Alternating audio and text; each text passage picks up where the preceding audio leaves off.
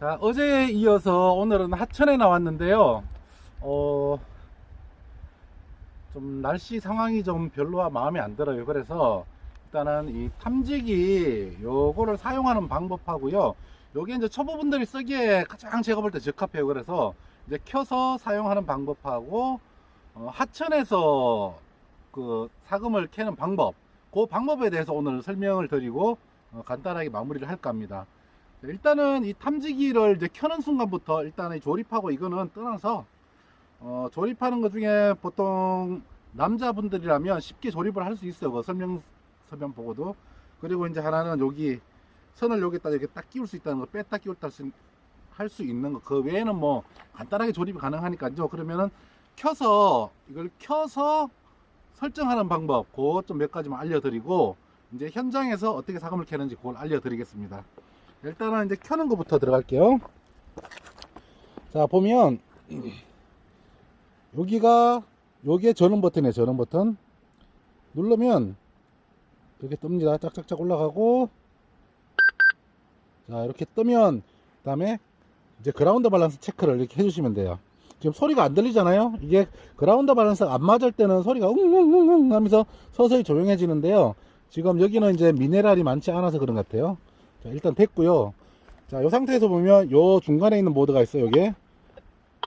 요게 로우 기능이고 여기 하이 기능인데 뭔가 하면 요거 같은 경우에는 이제 제가 철 가지고 알려드릴게요. 자, 요 기능에서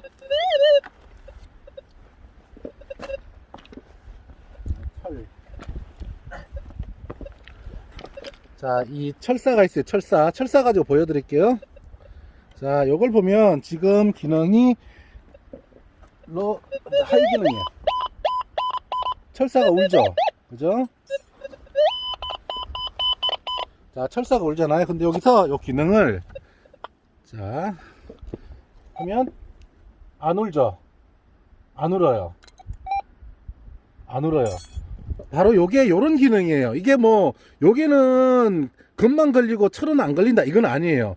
크기에 따라서 여기에 걸리는 경우도 있고 여기에 걸리는 경우도 있어요. 그런데 그거는 직접 자신이 테스트를 해보고 판단을 내려야 돼요. 이건 여기서도 금 걸리고 여기서도 금은 걸려요. 근데 중요한 거는 이제 이런 쓰레기 패스, 이런 쓰레기 패스에 할 때 자기가 이제 알아서 판단을 내리는 거거든요. 자, 요건 요거고요.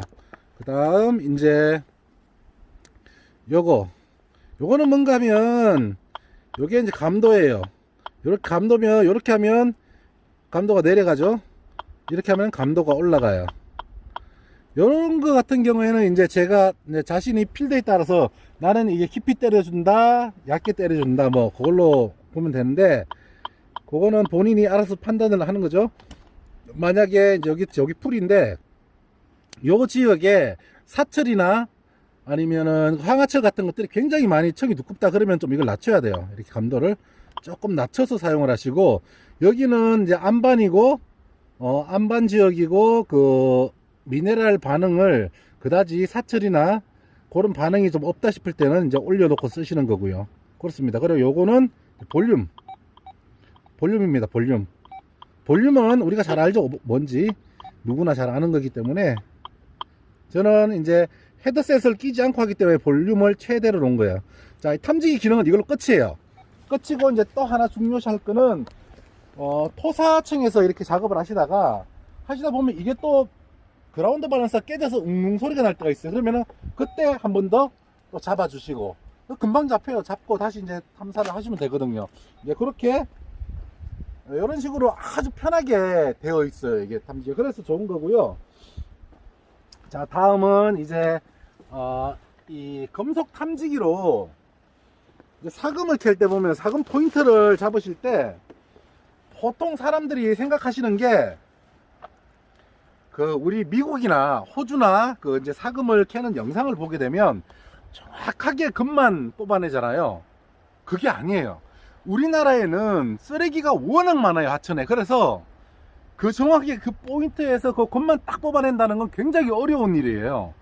어쩌면 그게 뭐라고 그럴까요? 무슨 하늘의 별 따기 대충 그렇게 상당히 확률이 낮은 그런 거거든요. 그래서 저 같은 경우에는 보면 어떤 식으로 활용하는지 그걸 한번 보여드릴게요.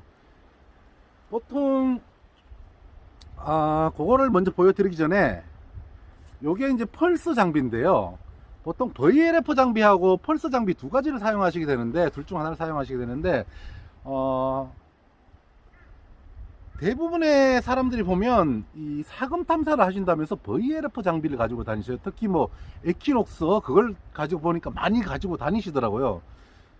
그리고 아니면 중국제 보면은 돈 10만원짜리 엄청 싼 거 그거 못 쓰거든요. 그 펄스 장비인데도 못 써요. 왜냐면 그 자체는 이제 어느 정도 미네랄 제어를 해줘야 되는데, 사금이 있는 곳은 반드시 황화철이나 사철 같은 미네랄이 엄청나게 많아요. 그게 뭐가 문제가 되는가 하면 이 그라운드 밸런스 기능이 뛰어나야 된다는 거거든요. 안 그러면 겁나게 오르대요. 막 여기 웅 저기 웅 막 그러거든요. 그러니까 이 그라운드 밸런스 제어를 잘 해야 되는데, VLF 방식이 왜 안 좋은가 하면 걔가 무슨 사금을 못 잡는 건 아니라 잡긴 하는데, 중요한 거는 그라운드 밸런스 제어 기능 때문에 걔가 깊이가 뚝 떨어지게 돼요. 엄청나게 어떤 게 심한 경우에는 1cm, 2cm 밖에 못 잃는 경우도 허다해요. 왜냐하면 그 자체가 다 미네랄 지역이기 때문에 그러거든요. 그런 곳이 사금이 많을수록 그런 지역이 아주 허다해요. 그래서 VLF보다는 이 펄스 방식을 선호한 게 그것 때문에 그렇거든요. 왜냐하면 펄스 방식은 그냥 뚫어버려요. 그냥 강제로 뚫어버려요. 그 미네랄 제어를 하는데, 그거는 이제 아주 이제 거기 아주 작은 신호음들을 지울 뿐이고, 조금 어느 정도 입자되는 것들을 그냥 뚫고 그대로 자기 본연의 깊이를 때려버려요. 그게 이제 펄스 방식이거든요. 그런데 무조건 그래서 펄스 방식이 좋냐? 그것도 아니거든요. 근데 사금을 켤 때는 이게 펄스 방식이 훨씬 유리하다는 겁니다. 그래서 보면 막 그 유튜브 영상이나 여러 가지 전 세계 영상 보면 막 이상한 탐지기 가지고 하시고 막 손으로 줍는 사람도 있고 그런 사람들인데, 그거는 다 주작이라고 보시면 되고요. 막 사금을 캐시는데 막 이상하게 그것만 탁 뽑아내고, 이거는 특히 우리나라에서 말이 안 되는 거거든요. 자, 그러면은 제가 우리나라에서 이 하천 안반에서 사금을 캐내는 방식을 여기는 이제 보여드리려고 제가 온 거라서 뭐 주작을 할 수는 없으니까 그냥 설명만 드릴게 있는 걸로. 자, 일단은 탐지기를 제가 켜고요. 탐지기를 켜고 그라운드 밸런스 제어를 하고요. 그리고 반드시 이렇게 철까지 잡히는 쪽으로 놓으셔야 돼요. 그리고 이제 이 그라운드 밸런스에 따라서 한 단계를 내리든지, 아니면 보통 저는 거의 한 단계 정도밖에 안 내리거든요. 우리나라에서는 아직까지 그렇더라고요. 토사에서는 제가 이 두 단계까지 내릴 경우도 있긴 해요. 근데 대부분 거의 한 단계만 내리면 되고요. 일단 저는 여기서는 절 다 올리는 걸로 하고 보여드릴게요. 자, 하천 고르를 항상 이런 고르들에 보면 금들이 많은데 자갈로 덮여 있을 경우에 우리가 알지 못하잖아요. 눈에 보이지 않는단 말이에요. 골이. 그러면은 거기에는 항상 이렇게 철들이 들어있게 마련이에요. 철쓰레기가. 그러면 이 탐지기로 사금을 잃는 게 아니에요. 철쓰레기를 잃는 거예요. 여기가 이제 자갈이 이렇게 덮여 있다고 칩시다. 자갈이 덮여 있고 우리가 포인트가 잘 안 보일 때, 그때 이렇게 연속해서 이렇게 올립니다. 연속해서. 그러면은 어때요? 거기에는 긴 쓰레기가 있거나 아니면 작은 쓰레기들이 계속해서 이게 맥달아 있다는 소리, 둘 중 하나거든요. 그래서 이런 경우에는 여기가 이제 자갈이 쭉 덮여 있다 생각되고요. 이런 경우에는 어떻게 하시는가 하면 항상 이 라카를 가져오네요. 왜냐면 이 탐지기를 하면서 계속 파본다는 거는 정말 힘들거든요, 우리가. 그래서 이 라카를 가지고 다니면서 이 탐지를 하고, 여기서 골이 있다, 쫙 연속으로 울었다 그러면은 그 지점에다가 표시를 하는 거예요. 표시를 어떤 식으로 하시는가 하면 이제 이렇게 쭉 그나 이렇게 쭉 긋게 되면, 요 지점은 요렇게 신호가 왔다. 요 줄 따라 만약에 이제 신호가 이렇게 왔다 그러면 이제 이렇게 쭉 표시를 하는 거죠. 이렇게 표시를 하는 상태에서 하게 되는 건데, 요렇게 표시를 하고 쭉쭉 오네. 요렇게 해서 이제 여러 곳을 이제 탐사를 한단 말이에요. 여러 곳을 탐지를 해서 이거를 표시를 해 놓는 거야. 이제 여기서 만약 여기 탐지했으니까 이렇게 끊고, 또 가다가 이제 이렇게 오니까 또 여기도 끊고, 이런 식으로 오니까 또 끊고, 이런 식으로 표시를 하고 난 다음에 한 10개나 그 정도로 표시를 해놓은 다음에 여기를 이제 홈이나 아니면 뭐 미리 꽃갱이나 이런 걸 가지고 이제 바켓스통이 하나 있어야겠죠. 파서 싹 파는 거예요. 어차피 사금은 그 바닥층까지 안반이 있으니까 싹 긁는 거예요. 싹 긁어서 통에 담는 거예요. 바켓스에 담고 또 여기서 캐서 또 바켓스에 담고 이런 식으로 표시를 해놓은 쪽을 전부 다 바켓스에다 퍼 담는 거예요. 그러고 나서 이제 패닝펜으로 패닝을 하게 되는데, 이걸 왜 해야 되는가 하면, 이런 안반대에서는 철새레기가 몰리는 데는 반드시 금도 같이 있거든요. 그리고 너겟이 있냐, 너겟이 있든 없든 상관없이 너겟이 있는 곳은 미세도 많거든요. 그러면은 너겟이 있는 곳은 이제 경험상 캐보신 분들은 아시겠지만, 거기에 미리급이나 중간급 되는 것들이나 미세나 같이 엄청나게 많은 금들이 들어있거든요. 그래서 반드시 중요해요. 무조건 그 하나를 캐게 되면, 만약 이만한 걸 하나를 캤어요. 자, 1g짜리 하나를 캤다 칩시다. 그러면은 거기에는 반드시 여러 가지가 같이 들어있어요. 물론 거기에 금속성 이게 없다 치더라도 거기에는 반드시 사금들이 미리급이나 더 작은 것들이 쫙 같이 엄청나게 많은 양이 포함되어 있거든요. 그래서 그 하나를 빼낸다는 그 자체가 모순이 없잖아 있겠죠. 왜냐하면 거기는 여러 가지가 있으면 그것만 울리는 게 아니고 계속해서 짜장짜장 소리가 날 거거든요. 미세하게 소리가 자자작 나거든요. 이게 그게 정상이에요. 그래서 반드시 팍팍 긁어서 담고 패닝을 하셔야 되는 거, 아니면은 미니 슬루이스에 놓고 부으시든지. 이게 우리나라 이 안반이 있는 하천에서 사금을 캐는, 탐지기로 사금을 캐는 방법이거든요. 자, 오늘 요 골드몬스터 1000인데요. 현재 나와 있는 장비들 중에 우리나라에 들어와서 쉽게 접하는 저가 장비들 중에 지금 현재 2020년 현재 가격으로 여기에 100만원 합니다. 코일은 여기 10인치 코일이에요. 10인치 코일, 5인치 코일 두 가지가 있고요.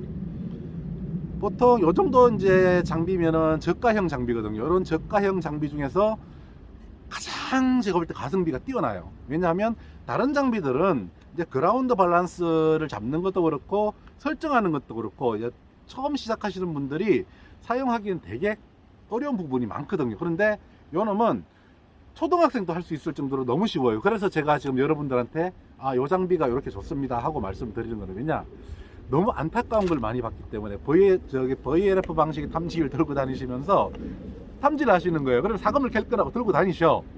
하천에서 그냥 아무데나 뛰어서 막 하시는데 많이 안타깝죠, 제가. 그래서 하천에서 사금을 캐실 때는 이제 약간의 안반이 있고, 안반청에서 이제 자갈들이 이렇게 껴 있거나 아니면 자갈이 없더라도 틈이 많거나 그런 곳에서 사금을 캐는 방식을 오늘 알려드렸습니다. 제가 오늘은 사금을 캐보고 싶어도 날씨도 좀 그렇고 좀 오늘은 컨디션이 좀 안 좋아요. 이게 손목도 많이 아프고 제가 좀 호미질을 많이 해서 오늘 좀 보여드리고는 싶었는데 굳이 요 정도만 설명하고 오늘 넘어갈까 합니다.